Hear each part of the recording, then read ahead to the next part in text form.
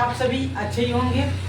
मेरे दोस्तों, आज हम आप सभी के लिए क्लास 12 का एक टॉपिक लेकर आए हैं जो काफी बार इस टॉपिक से शॉर्ट क्वेश्चन यार बोर्ड में पूछे गए हैं और इससे ऑब्जेक्टिव में भी कई बार क्वेश्चन पूछे गए हैं। तो आज हम इस टॉपिक का चर्चा करने वाले हैं और आप सभी इस वीडियो को अच्छे से देखिए और अगर वीडियो मेरा अच्छा लगे तो आप लाइक जरूर कीजिएगा।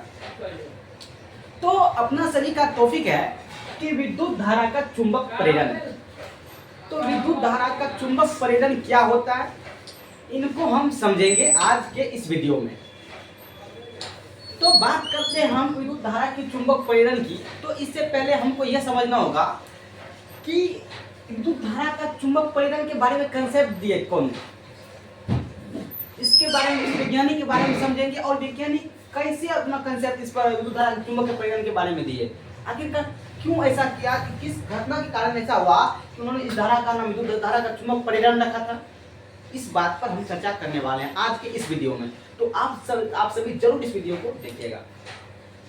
तो हम बात करते हैं कि जैसे कि अपना सभी एक चैप्टर पढ़े थे विद्युत धारा का चुंबक प्रभाव, मैग्नेटिक ऑफ इलेक्ट्रिक करंट। तो उस चैप्टर के अंतर्गत अपना सभी ने इलेक्ट्रिक करंट से चुंबक क्षेत्र बनाए थे। किससे बनाए थे? इलेक्ट्रिक करंट से अपना सभी ने मैग्नेटिक फील्ड को बनाए थे। तो उसको बनाने का काम कौन किया था? ओरस्टेड विज्ञानी, जिसका पूरा नाम हंस क्रिश्चियन ओरस्टेड था। उन्होंने 1820 ईस्वी में ऐसा प्रयोग किया था। उस चैप्टर के अंतर्गत आप अपना सभी ने पढ़े हैं। उस चैप्टर में उन्होंने क्या किया कि किसी धारावाही चालक तार से होकर करंट को गुजारा और उसके पास एक चुंबक को रखा और चुंबक को रखने के कारण उन्होंने कंसेप्ट दिया कि जब उसको चुंबक रखते तो धारावाही चालक के चारों एक मैग्नेटिक फील्ड बन जाता है, जिसको उन्होंने विद्युत धारा का चुंबकीय प्रभाव कहा था। लेकिन उसी घटना से प्रेरित होकर वैज्ञानिक थे माइकल फैराडे। ये वैज्ञानिक जो माइकल फैराडे थे, इन्होंने भी अपना कंसेप्ट दिया। इन्होंने कहा कि अगर ओरस्टेड विद्युत धारा से मैग्नेटिक फील्ड उत्पन्न कर सकता है, इलेक्ट्रिक करंट से मैग्नेटिक फील्ड उत्पन्न कर सकता है, तो हम क्यों नहीं मैग्नेटिक फील्ड से इलेक्ट्रिक करंट उत्पन्न कर सकते हैं? हम ही तो मैग्नेटिक फील्ड से इलेक्ट्रिक करंट उत्पन्न कर सकते हैं। तो उन्होंने काफी पढ़ा और काफी सारा रिसर्च किया। उन्होंने मैग्नेटिक फील्ड से इलेक्ट्रिक करंट को निर्माण करने में उनको कम से कम कितना समय लगा पता है आपने भाई? उसको 11 साल लगा था। उन्होंने 11 साल तक प्रयोग किया था, लेकिन अंत में सक्सेसफुल नहीं हुआ। उन्होंने लगा कि नहीं, ऐसा नहीं हो सकता है कि मैग्नेटिक फील्ड से इलेक्ट्रिक करंट बन जाए। इलेक्ट्रिक करंट से तो मैग्नेटिक फील्ड बन सकता है, लेकिन मैग्नेटिक फील्ड से इलेक्ट्रिक करंट नहीं बन सकता। माइकल फैराडे को ऐसा लगा कि कुछ एक दिन क्या हुआ कि रात का समय था और अंधेरा पूरा छाया हुआ था। तो उन्होंने कहा कि लाइट जला था, लाइट कट गया था किसी कारणवश। तो उन्होंने देखा कि उनको ऐसा लगा कि यार नहीं, ऐसा नहीं हो सकता है कि करंट मैग्नेटिक से करंट उत्पन्न कर सकते हैं। उन्होंने क्या किया कि उन्होंने प्रयोग किया। उन्होंने ये पहले हम नहीं बताया कि आपको उन्होंने किस चीज से प्रयोग किया था। उन्होंने जब प्रयोग कर रहा था तो उन्होंने उसके पास एक था कुंडली मतलब तार था उसके पास, और दूसरा उसके पास था एक मैग्नेट था। क्या था उनके पास? एक मैग्नेट था, दूसरा कुंडली था, और उन्होंने एक धारामापी लिया था। उस धारामापी के अंदर उन्होंने उस कुंडली को जोड़ दिया था। क्या किया था? उन्होंने उस धारामापी के अंदर उस कुंडली को जोड़ दिया था। कौन? Michael Faraday. और उन्होंने ऐसा देखा कि जब उन्होंने उस धारामापी में कुंडली को जोड़ा और उनके पास मैग्नेट को ले गया और मैग्नेट को वो रख दिया। उन्होंने देखा कि जब मैग्नेट रखा हुआ है तो कोई धारा शो नहीं हो रहा है। तो इसी कारण उसको जब लगा कि ऐसा नहीं हो सकता है कि मैग्नेटिक फील्ड से इलेक्ट्रिक करंट बन सकता, तो गुस्सा तो छोड़कर चले जाने लगे। जब वो छोड़ के जाने लगे तो उनको गुस्सा होगा, उन्होंने मैग्नेट को फेंक दिया। कहाँ फेंक दिया? तो उस कुंडली के अंदर, धारावाही कुंडली तार था उनके अंदर वो मैग्नेट को फेंक दिया। जैसे मैग्नेट फेंका तो उन्होंने देखा कि वो जो तार था वो धारामापी में जुड़ा हुआ था। तो धारामापी का जो इंडिकेटर था, जो सुई था, वो शो करने लगा, वो विक्षेप होने लगा, उसमें सुई हिलने लगा। और जैसे ही सुई हिलने लगा तो वैज्ञानिक को लगा, माइकल फैराडे ने सोचा कि क्यों होता है ऐसा, क्यों होता है कि ऐसा क्यों हुआ कि जब हमने मैग्नेट को फेंका तो वो धारामापी शो करने लगा।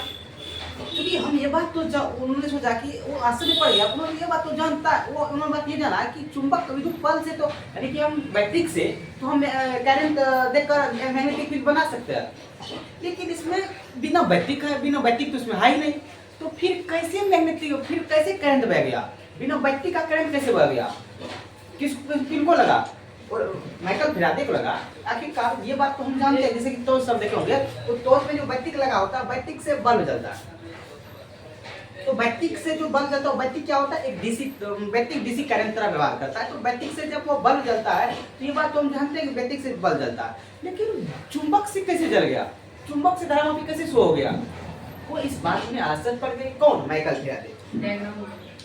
तब माइकल फैराडे ने सोचा कि आखिरकार ये चुंबक क्षेत्र से भी विद्युत धारा उत्पन्न हो सकता है, तब उन्होंने फिर से पढ़ना शुरू किया, अध्ययन करना शुरू किया। तो उन्होंने अब अध्ययन क्या किया, देखो मेरे भाई, उन्होंने क्या किया कि उन्होंने क्या किया, उस धारावाही चालक तार लिया, यानी उस कुंडी लिया, और उस कुंडी के पास जो चुंबक था, चुंबक के में एक पोल नॉर्थ होता है, दूसरा पोल साउथ होता है, नॉर्थ पोल को हम उत्तरी ध्रुव बोलते हैं और साउथ पोल को दक्षिणी ध्रुव बोलते हैं, और साउथ नॉर्थ चुंबक का जो नॉर्थ पोल होता है वो प्लस होता है, और चुंबक का जो साउथ पोल होता है वो माइनस होता है, ये बात आप जानते हैं। तो वैज्ञानिक ने क्या सोचा कि जो माइकल फैराडे थे, उन्होंने क्या किया, उस धारावाही कुंडली के पास चुंबक को ले गया, क्या उस चुंबक को जब उनके पास ले गया, किसके पास, उस कुंडली के पास, तो उन्होंने देखा कि जब वो कुंडली के पास चुंबक को ले जा रहे थे, तो जैसे नजदीक ले जाने लगे, जैसे मान लेते हैं कि, जैसे समझिए यहाँ पे, तो मान लेते हैं कि यहाँ पे एक वृत्ताकार कुंडली है, और ये मान लेते हैं धारामापी से जुड़ा हुआ है, ये अपना धारामापी है, और यहाँ पे मान लेते हैं एक अपना सभी का चुंबक है, एक चुंबक है मान लेते हैं, ये वृत्ताकार मान लेते हैं एक धारामापी है, तो उन्होंने इसको मान लेते हैं नॉर्थ पोल, ये अपना सबका नॉर्थ पोल है, और ये अपना सभी का साउथ पोल है, एक चुंबक है मान लेते हैं, ये सभी का एक चुंबक है, ये चुंबक है, उसके बाद ये अपना सभी का चुंबक है, उसके बाद ये अपना सभी का तार है, ये इसको मान लेते कुंडली है, कुंडली मतलब तार, समझे, तार है, और यहाँ पे अपना सभी को एक मीटर लगा दिया, इसको आप बोलते हो एक धारामापी लगा दिया, और ये धारामापी बता रहा है, तो मान लेते तार है, एक तार से जुड़ा हुआ है, तो ये मान लेते हैं कि यहाँ पे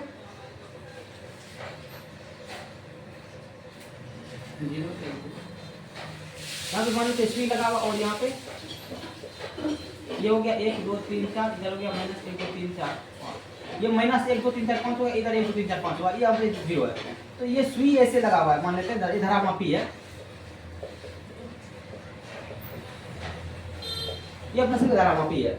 तो उन्होंने क्या किया, ये जो चुंबक था, इस चुंबक को नॉर्थ पोल को लेकर आया कुंडली के पास, किसके पास, इस कुंडली के पास, जब इस चुंबक के नॉर्थ पोल को इस कुंडली के पास गति कराया, तो देखा कि ये जो सुई है, ये सुई में विक्षेप होने लगा, क्या होने लगा, इसमें विक्षेप उत्पन्न होने लगा, और फिर उन्होंने क्या किया कि एक बार इसको यहीं पे रहने दिया, एक बार इसको रुका हुआ ही छोड़ते, एक बार नहीं ले गया, एक बार अच्छा एक बार नहीं लेके जाते हैं, तब क्या हुआ, जब इनको इनके पास नहीं लेकर आया, तो देखा कि धारामापी में कोई जो सुई था वो विक्षेप नहीं हो रहा था, और दूसरा बार जब उसको नजदीक लेकर आया कुंडली के पास, तो विक्षेप होने लगा, और जब फिर इसको यही रहने दिया, फिर इस कुंडली को इसके पास ले गया, तो फिर भी इसमें विद्युत धारा का जो धारामापी था, इसमें जो इंडिकेटर जो सुई लगाता वो विक्षेप उत्पन्न होने लगा इसमें। इसका मतलब उन्होंने सोचा कि अगर चुंबक को हम गति कराए, अगर हम चुंबक को आपेक्षिक गति कराए, और कुंडली और चुंबक को आप एक दूसरे के साथ आपेक्षिक गति कराए, तब विक्षेप उत्पन्न होगा, तब धारामापी में विक्षेप उत्पन्न होगा, और तब करंट उत्पन्न होगा, तब विद्युत धारा उत्पन्न होगा, वैसे करंट उत्पन्न नहीं होगा। ये बात आप समझ गए। और उन्होंने सोचा कि और जब उसको हम नहीं एक दूसरे के साथ आपेक्षिक गति नहीं कराए, तभी कुंडली में विद्युत धारा उत्पन्न, तभी जो धारामापी है इसमें विद्युत धारा उत्पन्न नहीं होगा, और ये धारामापी विद्युत धारा का शो नहीं दिखाएगा। ये बात कौन था, माइकल फैराडे। तो उन्होंने क्या किया कि एक बार गति कराया, इसका मतलब ये हुआ कि माइकल फैराडे ने अपना नियम दिया कि अगर चुंबक और धारामापी यदि चुंबक और कुंडली एक दूसरे के साथ आपेक्षिक गति करे, तभी करंट उत्पन्न होगा, नहीं तो करंट उत्पन्न नहीं होगा। ये बात आप समझ लेते हैं। तो उसके बाद उन्होंने इतना बात कहने के बाद उन्होंने और नियम दिया। उन्होंने क्या क्या की, अब उन्होंने एक बार इस नॉर्थ पोल को इस कुंडली के पास ले गया, लेकिन चुंबक था इनके नॉर्थ पोल को इस कुंडली के अंदर घुसा लेके नजदीक लेके गया, तो फिर भी शो करने लगा। और फिर जब उसको दूर आता नहीं लगा तो धारा मापी में शो होना, धारा मापी का जो सुई है वो शो होना बंद हो गया। अब उन्होंने जब इसको पूरा फास्ट में मतलब लेके गया, तो जब इस धारा मापी जब चुंबक को इस कुंडली के पूरा नजदीक पूरा एक दूसरे के पूरा साथ पूरा फास्ट में अधिक मात्रा में ले गया, तो अधिक मात्रा में सुई विक्षेप होने लगा। ये भी इन्होंने कई बार ऐसे करके अपना नियम, बहुत सारा नियम ऐसे ही करते बहुत सारा प्रयोग करने के बाद तब यह पता लगा कि सिर्फ अगर कुंडली और चुंबक एक दूसरे के सापेक्ष गति अपेक्षिक गति करे तभी विद्युत धारा उत्पन्न होगा, वैसे वरना विद्युत धारा उत्पन्न नहीं होगा। कौन का? माइकल फेराडे क्या कहा था कि विद्युत धारा तभी उत्पन्न होगा जब कुंडली और चुंबक को एक दूसरे के सापेक्ष यानी अपेक्षिक गति कराए तभी विद्युत धारा उत्पन्न होगा, वरना विद्युत धारा उत्पन्न नहीं होगा। इतना बात समझने के बाद अब हम पढ़ते हैं कि कहता है कि कुंडली में प्रभावित धारा अर्थात धारामापी में विक्षेप उत्पन्न होता है। मतलब कि जब इसको हम नजदीक ले गए नॉर्थ पोल में तो धारामापी में विक्षेप उत्पन्न होता है, जब इसको हम दूर ले गए तो धारामापी विक्षेप उत्पन्न होना बंद हो जाता है। इतना बात समझ गया? कहता है कि तब इन्होंने इस परीक्षण से निष्कर्ष निकाला, कि निष्कर्ष लगा जब चुंबक तथा कुंडली के बीच अपेक्षिक गति कराते हैं, मतलब ये जो चुंबक है और ये जो कुंडली है एक दूसरे के सापेक्ष अपेक्षिक गति कराते हैं तो कुंडली में एक विद्युत वाहक बल उत्पन्न होता है। तब इस कुंडली जो है मेरे भाई, जो अपने कुंडली है इस कुंडली में विद्युत वाहक बल उत्पन्न होता है। अब सर कहिएगा जैसे विद्युत वाहक बल क्या होता है, तो आप क्लास 12 में इलेक्ट्रोस्टैटिक में पढ़े होंगे कि इलेक्ट्रिक मोटिव फोर्स यानी विद्युत वाहक बल होता है कि किसी भी एकांक आवेश को पूरा सर्किट के अंदर जब लेके जाते हैं, किसी भी एकांक यूनिट चार्ज को जो पूरा सर्किट के अंदर लेके जाते हैं उसी को बोलते हैं विद्युत वाहक बल। क्या बोलते हैं उसको? विद्युत वाहक बल। मतलब यूनिट चार्ज को पूरा सर्किट के अंदर जो ले जाने का काम करता है उसी को कौन है, उसी को बोलते हैं विद्युत वाहक बल। तो कहा कि कुंडली के बीच इनको कुंडली को और चुंबक को जब एक दूसरे के सापेक्ष गति अपेक्षिक गति कराते हैं तो विद्युत वाहक बल, तब इसके अंदर विद्युत वाहक बल उत्पन्न होता है। किसके अंदर? इस कुंडली के अंदर। इस कुंडली में विद्युत वाहक बल, इस कुंडली के अंदर विद्युत वाहक बल उत्पन्न होता है। इस कुंडली के अंदर में विद्युत वाहक बल उत्पन्न होता है। किसके अंदर? इस कुंडली के अंदर। तो इस कुंडली के अंदर क्या उत्पन्न होता है? विद्युत वाहक बल उत्पन्न होता है। ये बात आप समझ गए होता है, जिसे परिणत विद्युत वाहक बल कहते हैं। अब जैसे इसमें विद्युत वाहक बल उत्पन्न हुआ तो उस बल का नाम है विद्युत परिणत वाहक बल। क्यों है?